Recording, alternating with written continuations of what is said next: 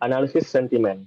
Analisis sentimen merupakan analisis untuk menentukan nada emosional dari penulisnya, atau juga dapat didefinisikan sebagai proses memahami dan mengelompokkan emosi. Nah, biasanya dikelompokkan menjadi positif, negatif, ataupun netral.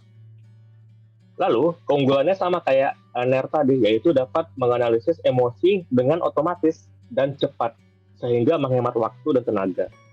Selain itu, output yang dihasilkan relatif mudah untuk diinterpretasikan, karena ada tiga doang tadi ya, positif, negatif, netral, dan cukup menggambarkan kondisi yang terjadi pada masyarakat atau fenomena yang terjadi. Nah, juga sama kita bisa aplikasikan di berita online, media sosial, marketplace. Untuk berita online kita bisa melihat sentimen berita-berita ekonomi misalnya, atau berita-berita dalam negeri, seperti itu. Untuk demokrasi juga misalnya kita bisa melihat bagaimana kondisi-kondisi demokrasi di Indonesia. Lalu untuk media sosial, dari tweet ya misalnya Bapak Ibu ya, Twitter itu kan sekarang sebagai salah satu sosial media terdepan dalam memberitakan sesuatu ya. Nah, jadi kita bisa melihat orang-orang di Twitter itu ngomong apa aja dan bagaimana sentimennya. Lalu untuk marketplace, ini bisa digunakan dalam bisnis, misalnya dalam dalam review produk misalnya, atau ulasan produk, sehingga penjual itu bisa mengetahui nih, oh kira-kira orang senang nggak sih sama produk yang saya bikin atau sama jasa yang saya bikin. Misalnya kurang baik misalnya sentimennya, maka kira-kira evaluasi apa yang perlu kita lakukan kepada produk yang telah kita jual sebelumnya. Nah, lalu di sini pendekatan analisis sentimen itu ada dua ya Bapak Ibu. Yang pertama ada pendekatan leksikon. Lalu yang kedua ada pendekatan machine learning. Nah, mungkin ada pendekatan-pendekatan lainnya, namun ini adalah yang paling populer Bapak Ibu. Nah, yang pertama kita akan bahas mengenai pendekatan leksikon. Nah, untuk membahas pendekatan leksikon ini, kita langsung aja berikan contoh Bapak Ibu ya, yaitu pendekatan leksikon menggunakan SentiStrength, di mana SentiStrength ini merupakan salah satu tools untuk melakukan analisis sentimen yang tersedia. Nah, jadi intinya pendekatan leksikon itu, kita telah memiliki sebuah kamus Bapak Ibu ya, memiliki kamus dari kata-kata yang ada beserta nilai-nilai dari kata-kata itu. Nah, karena pada dasarnya pendekatan leksikon ini memahami bahwa sebuah teks atau sebuah frasa itu memiliki nada emosional. Nah, lalu bagaimana jika nada-nada emosional per kata itu kita lakukan quantity atau penilaian dari kata-kata itu. Contohnya misalnya ada kalimat atau frasa kamu keren. Nah, kalau dari SentiStrength ini ternyata keren itu plus 4 poinnya. Nah, maka dia dikatakan ini adalah kalimat yang positif.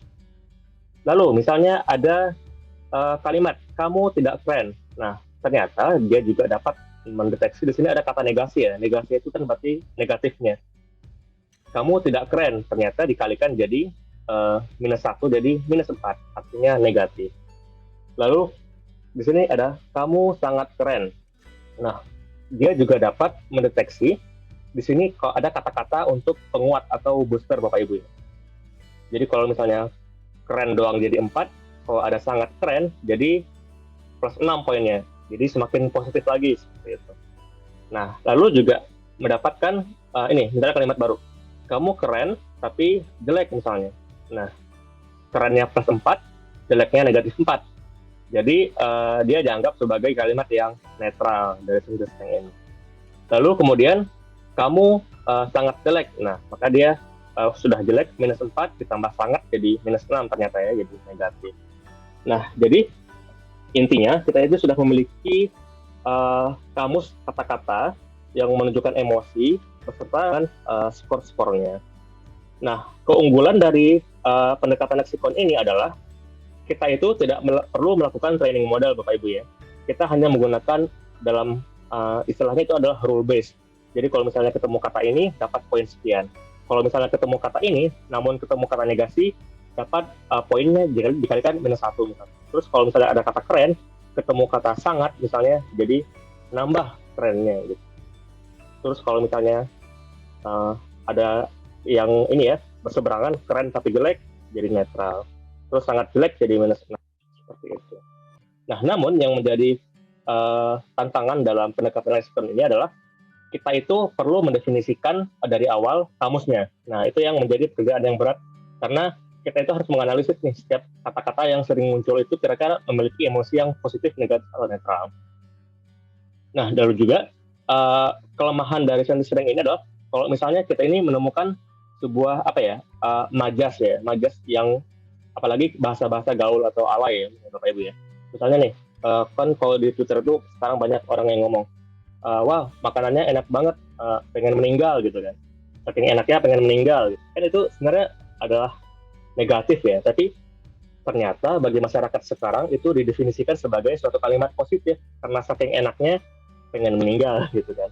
Jadi kita belum tentu bisa mendeteksi itu menggunakan pendekatan leksikon karena maknanya bisa jadi sangat harfiah ya kalau menggunakan leksikon ini.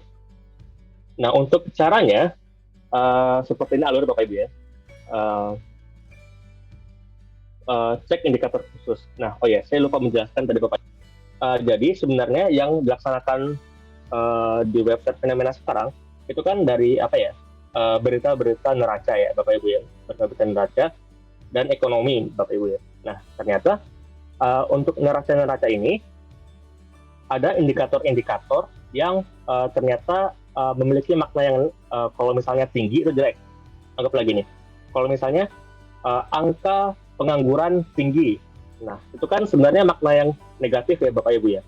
Nah namun karena sentence string ini yang untuk default kata tinggi itu berarti positif, secara awalnya dianggap pengangguran tinggi itu positif. Nah namun kan kenyataannya tidak seperti itu. Jadi kita cek dulu apakah suatu teks itu membahas mengenai inflasi, misalnya kalau inflasi tinggi kan juga kurang baik Bapak Ibu ya, inflasi yang tinggi, pengangguran tinggi, kematian tinggi, angka putus sekolah tinggi, itu kita cek dulu apakah berita itu termasuk di indikator tersebut.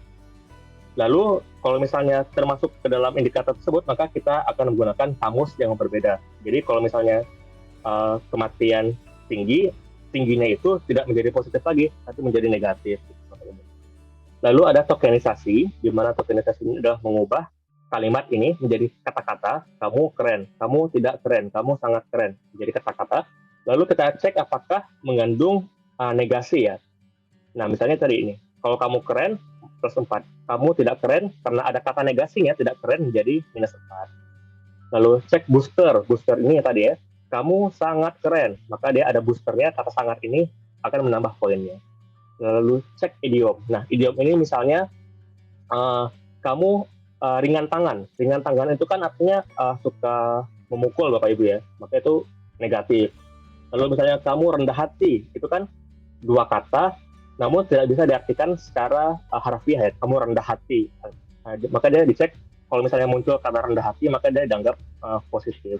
Kamu besar kepala kan juga maknanya negatif ya. Maka dia sebagai frasa yang negatif. Maka setelah dicek semua ada negasi, booster, idiom. Sebenarnya ada banyak lagi Bapak Ibu ya, ada misalnya ada emoticon misalnya juga bisa dicek.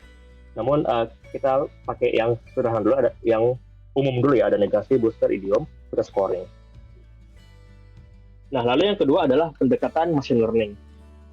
Nah, berbeda dengan pendekatan leksikon tadi, yang kita harus mendefinisikan kamus kata-kata dan juga skor per kata itu. Di sini kita istilahnya gini, kita nggak perlu tahu per kata itu berapa skornya, pokoknya kita siapkan data-data yang ada, lalu kita definisikan, ini negatif, ini negatif, filmnya negatif, film King Arthur, film paling jelek, negatif, nah gitu kan. Terus kalau misalnya gini, banyak moral yang bisa dipetik dari film Wonder Woman, nah maka ini kita katakan positif. Terus trust me, Get Out itu tipe film paling nyaman dinikmati saat kita nggak tahu sama sekali filmnya, positif.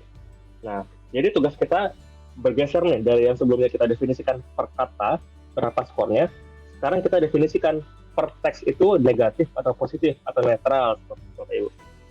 Tugasnya menjadi itu. Nah, lalu kita nggak perlu tahu per katanya gimana skornya, pokoknya kita masukin aja data ini, kita suruh mesin untuk belajar, maka mesin akan menghasilkan sebuah model dari data yang kita masukkan tadi. Nah, alurnya seperti ini. Pertama, data kita kumpulkan, lalu kita pre-processing, Nah, di mana pre-processing ini ada beberapa tahapan ya Bapak Ibu ya. Misalnya nih, saya berikan contoh ya. Teks asli seperti ini. Selain Partai Gerindra, PDIP mengadakan kaderisasi menjelang pemilu Jakarta 23 2019. Nah, langkah pertama adalah kita melakukan case folding. Case folding itu adalah mengubah semua huruf menjadi huruf kecil. Mengapa Bapak Ibu? Karena pada konteks ini dianggap huruf besar sama kecil itu sama aja. Yang penting hurufnya sama. Lalu yang ketiga ada namanya bad symbol removal. Jadi di sini kita konteksnya untuk untuk menghilangkan baik itu tanda koma, tanda titik, terus angka. Di sini kita tidak anggap karena kita hanya mendeteksi emosi dari kata-kata. Lalu stop word removal. Nah, stop word itu merupakan kata-kata yang kalau misalnya ada ataupun dihapus, maknanya itu nggak terlalu berubah gitu Bapak Ibu. Jadi misalnya nih kata di ya, pemilu di Jakarta, pemilu Jakarta. Jadi kita hapus di-nya. Terus juga misalnya juga kita hapus untuk supaya kata-kata menjadi lebih ringkas dan hanya berisi kata-kata yang memiliki makna saja. Lalu stemming. Nah, stemming ini adalah mengubah kata-kata menjadi bentuk dasarnya, misalnya selain jadi lain. Terus mengadakan jadi ada. Nah, namun stemming ini apa Bapak Ibu ya? Opsional ya Bapak Ibu ya.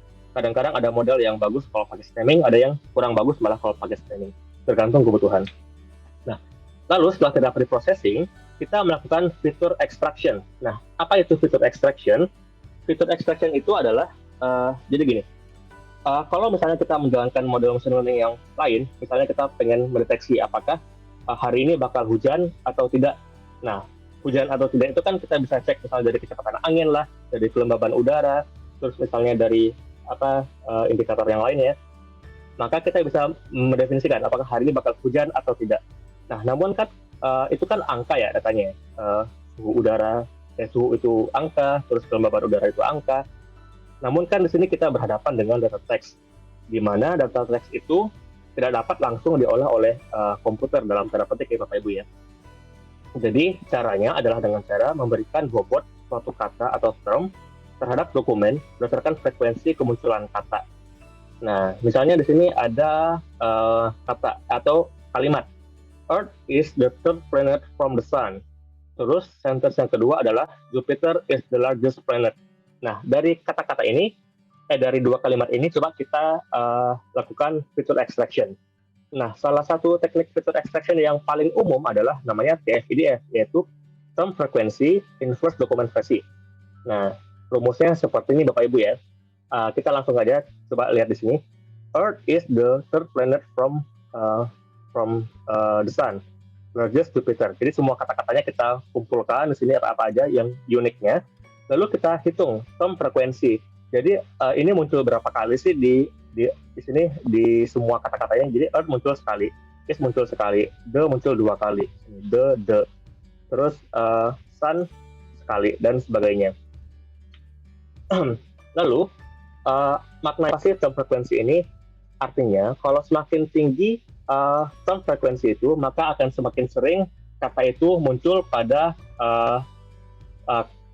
data-data ini. Lalu untuk kalimat kedua seperti ini, term frekuensinya. Nah, lalu setelah kita dapatkan term frekuensi, kita lakukan perhitungan IDF. Nah, IDF ini adalah inverse dokumen frekuensi ya. Nah, di mana dokumen frekuensi itu artinya berapa dokumen sih yang mengandung kata itu.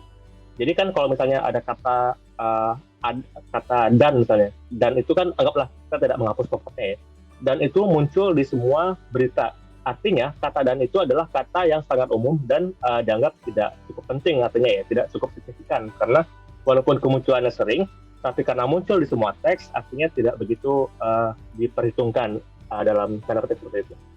Lalu kita hitung TF-IDF-nya seperti ini. Nah, TF-IDF inilah yang menjadi feature extraction yang akan kita masukkan kepada pemodelan mesin karena sudah menjadi angka. Lalu berikutnya adalah pembangunan model. Nah, di mana pembangunan model ini masuk ke algoritma pengklasifikasian ya, seperti algoritma klasifikasi biasa. Maka ada beberapa yang umum kita gunakan seperti logistic regression, naive bias, super vector machine, neural network. Pokoknya banyak sekali Bapak Ibu, tinggal kita pilih mau pakai yang mana. Di mana setiap ini biasanya memiliki performa yang berbeda-beda, namun tidak ada pakomnya gitu loh. Jadi kayak kadang-kadang SPM lebih baik, kadang-kadang logistic regression lebih baik, kadang-kadang neural network lebih baik kalau misalnya datanya lebih banyak, tergantung kebutuhan kita. Nah, lalu kita evaluasi model yang telah kita buat. Nah, untuk evaluasi model pada kali ini kita menggunakan metric classification report ya, di mana ada presisi, recall, F1 score, dan juga akurasi. Nah, setelah itu baru modelnya kita aplikasikan. Jadi kita kumpulkan datanya, pre-processing, feature extraction, pembangunan model, evaluasi model, dan aplikasi model.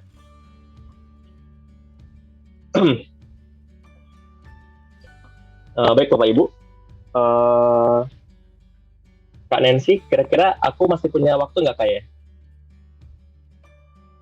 Sampai jam berapa Bapak? Ya, Farhan. Karena sekarang hari Jumat ya, istirahatnya jam 11:30, nanti mungkin ada kira-kira sekitar 15 menit lagi. Oke, baik Bapak Ibu. Kalau begitu saya coba sedikit contohkan ya bagaimana codingan dari membangun model analisis sentimen dan juga pengaplikasian analisis sentimen yang kita gunakan ya. Nah, kembali lagi ke Visual Studio Code-nya. Tadi kan kita udah selesai ya pakai yang NER ya. Nah, kita tutup aja, kita masuk ke analisis sentimen. Nah, di sini ada 2 folder ya, ada lexicon base dan juga machine learning. Kita coba dulu pakai lexicon base. Ini kita coba aplikasi sederhana aja ya. Nah, kita buka yang sentimen lexicon APNB. Nah, di sini kita select kernelnya dulu. Nah, di sini kita pakainya cuma pandas sama sentiment string doang ya. Jadi sentiment string itu yang tadi ya. Kita coba jalankan. Terus kita konfigurasi apakah kita pengen memperhitungkan emoticon, kita perhitungkan kata negasi, kata booster, kita run aja ini. Nah, lalu kita tinggal tes nih. Sederhana, tinggal senti.main kasus kematian COVID-19 tinggi misalnya gitu kan. Nah, ternyata dia apa ya? Negatif skornya karena di sini ada kematian dan tinggi. Nah, tapi di sini tingginya kan plus 2 ya, karena kita pakai yang biasa nih. Nah, kita ganti pakai yang senti negasi. Gitu. Nah, sekarang kematiannya jadi negatif 1, lalu tingginya jadi negatif 4. Jadi kalimat kasus kematian angka COVID-19 tinggi, nah menjadi sebuah kalimat yang negatif karena mengandung kata kematian dan juga mengandung kata tinggi seperti itu. Lalu misalnya di sini, angka putus sekolah Kabupaten X meningkat misalnya, kan? Nah, coba kita run lagi. Nah, ternyata negatif ya, karena meningkat di sini dalam konteks negasi, dia artinya negatif Bapak Ibu ya. Nah, coba kita pakai lagi nih data yang lain misalnya. Di sini saya sudah beberapa kata ya, konten, kutipan, indikator. Coba kita run saja. Nah, misalnya nih, kita punya seperti ini kata-katanya. Harga kedelai naik, pabrik tempe mogok beroperasi. Nah, ternyata dia dianggap sebagai negatif ya. Coba kita cek apa yang menyebabkan dia menjadi negatif. Coba kita cek di sini. Kita coba copy saja codingan yang ini. Jadi tuh, ya, senti_negasi.main. Kita ganti kalimatnya menjadi ini. Nah, negatif karena kembali lagi karena ada kata-kata namun negasi ya, maka dia negatif. Terus misalnya gini, ada sinyal baik pemulihan ekonomi Indonesia. Kita pakai senti.main, lalu kita masuk kalimatnya. Nah, positif karena mengandung kata baik tadi ya. Nah, coba lagi kita pakai yang tadi ya, senti.main kamu keren misalnya. Nah, positif karena mengandung kata keren tadi ya, 4. Terus kamu tidak keren misalnya. Jadi negatif 4. karena mengandung kata negasi tidak ya. Kamu tidak keren. Kalau misalnya kamu sangat keren, nah dia menjadi sangat positif nih, jadi 6 skornya ya, karena mengandung kata booster sangat keren. Kalau misalnya kita ganti seperti ini, kamu kadang-kadang keren. Nah, berkurang dari 3 jadi 4. Karena SentiStrength ini mendeteksi ada kata kadang-kadang, di mana kadang-kadang ini dapat menurunkan sedikit skor yang sesungguhnya. Seperti Bapak Ibu ya, untuk penggunaan SentiStrength. Jadi sangat mudah, kita tidak melakukan training model, kita tinggal import data SentiStrength-nya, maka langsung kita bisa aplikasikan. Nah, lalu berikutnya, sedikit saja saya contohkan bagaimana cara membangun model sentimen menggunakan machine learning. Di sini, kita di sini akan mencoba untuk mengklasifikasikan sebuah tweet terkait dengan film, apakah film itu positif atau negatif reviewnya. Nah, di sini kita menggunakan namanya scikit-learn, Bapak Ibu ya. Saya menggunakan versi 1.0.2 scikit-learn-nya. Jadi scikit-learn ini bisa digunakan untuk berbagai macam tugas, baik itu klasifikasi, regresi, clustering, dan juga pekerjaan machine learning lainnya. Kita pakai Pandas, RA, untuk pre-processing ya Bapak Ibu ya, sklearn, dan juga Matplotlib untuk visualisasi. Coba kita run aja di sini.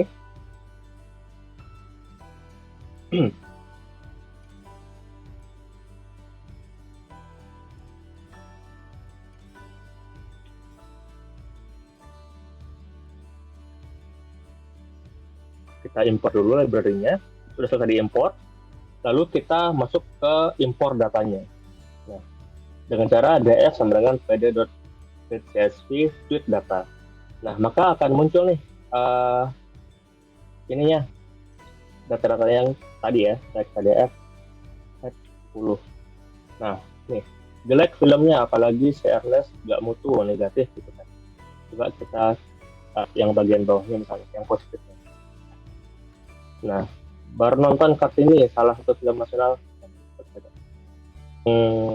Film Kartini, niat banget, positif gitu kan.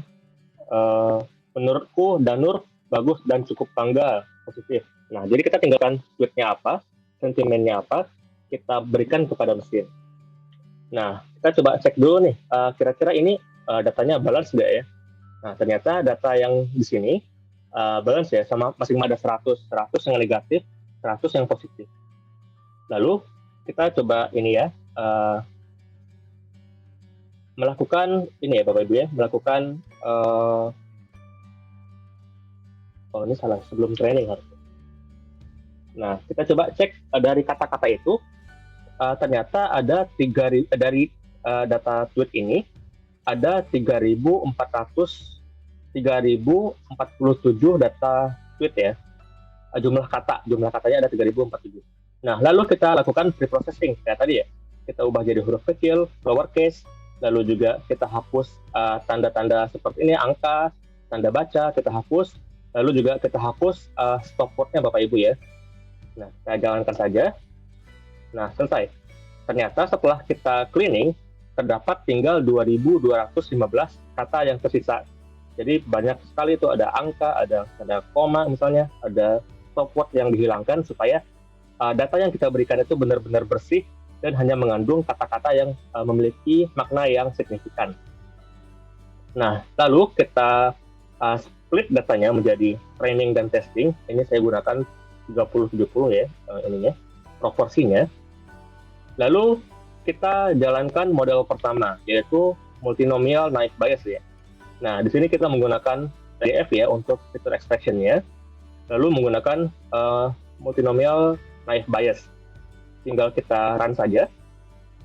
Nah, ternyata dari data sebanyak 200 tadi, kita ambil 70%-nya. Di training ternyata lumayan bagus deh ininya. Hasilnya 86% ternyata akurasinya. Lalu yang kedua, kita coba pakai support vector machine. Kita coba run di sini. Akurasinya juga cukup bagus ya, 0,8. Namun ternyata masih bagusan yang ini, yang naive Bayes ya. Lalu untuk yang logistic regression misalnya, gitu kan? Nah, dapat hasilnya 0,81. Nah, ternyata apabila kita ingin mengklasifikasikan data tweet terkait dengan film, apakah itu negatif atau positif, pada kali ini ternyata lebih bagus yang naive Bayes yang lebih ini ya, yang pertama tadi. Nah, sebenarnya di sini kita bisa melakukan berbagai macam hal, Bapak Ibu ya. Kita ada ini ada parameter-parameter yang bisa kita isi ya, loss-nya apa, penalty-nya apa, alpha, random state, max iteration, lalu di sini juga ada end jobs, C. Nah ini Bapak Ibu kalau misalnya ingin meningkatkan model yang performa model yang ada, ini bisa diutak-atik Bapak Ibu ya, kita pakai yang lain. Nah namun pada kali ini kita tidak bahas itu karena itu cukup sulit ya Bapak Ibu ya untuk mengganti parameter-parameter itu. Begitu Bapak Ibu. Nah kalau misalnya coba nih kita jalankan lagi ya yang naive Bayes ya. Nah coba deh kita lihat N itu apa sih ternyata? N oh iya ternyata. Nah terus kalau misalnya kita lihat di sini ada X-test ya.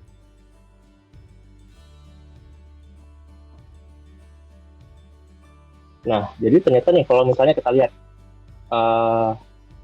habis nonton, guys, kecewa nonton film. Nah, dia berhasil nih mendeteksinya sebagai yang negatif ya, yang kedua ini. Terus kalau misalnya kita lihat nih, yang terakhir misalnya, film berakhir mikir ngapain nonton film isinya, nah, gitu kan, ternyata negatif. Gitu kan. Ya, begitu Bapak Ibu terkait dengan pembangunan model machine learning sederhana dalam analisis sentimen ya. Banyak lagi algoritma lain ya Bapak Ibu yang bisa ekspor, apakah itu pakai deep learning misalnya, neural network, itu bisa jadi lebih baik hasilnya, namun perlu menggunakan data yang sangat banyak dan trainingnya akan lebih rumit dibandingkan menggunakan model yang ini. Kita tinggal siapkan data, masukkan, langsung keluar dan cukup baik ternyata hasilnya. Mungkin sekian Bapak Ibu ya terkait dengan pengenalan dari NER dan juga analisis sentimen, dan juga sedikit demo mengenai bagaimana cara membuat model NER, terus juga bagaimana cara mengaplikasikan senti-strength dari lexicon based analisis sentimen, lalu juga bagaimana cara membangun model machine learning sederhana untuk analisis sentimen menggunakan cara yang cukup simpel Bapak Ibu. Berikutnya kita akan bahas ya terkait bagaimana sih penerapan yang sesungguhnya dari sentimen dan juga kepada website fenomena BPS yang akan disampaikan oleh Kak Satria. Mungkin sekian yang dapat saya sampaikan. Terima kasih. Assalamualaikum warahmatullahi wabarakatuh.